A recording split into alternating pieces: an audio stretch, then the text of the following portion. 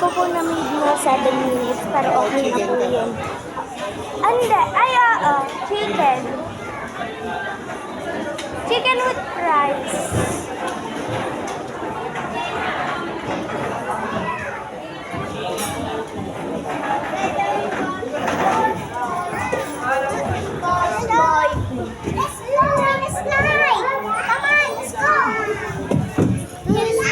Ay, sorry. Puros nag-i-English po yung mga bata. Hindi ko kayang Englishin.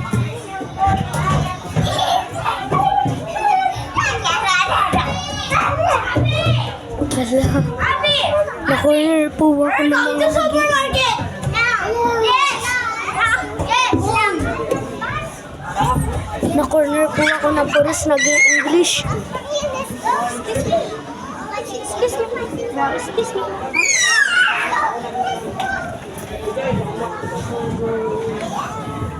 Tatago po tayo. Ay, yun. Natin. English po sila ng English. Nakakalusog naman. Masasabihin mo na lang talaga ang tatalino nila. Ang sakit sa ulo.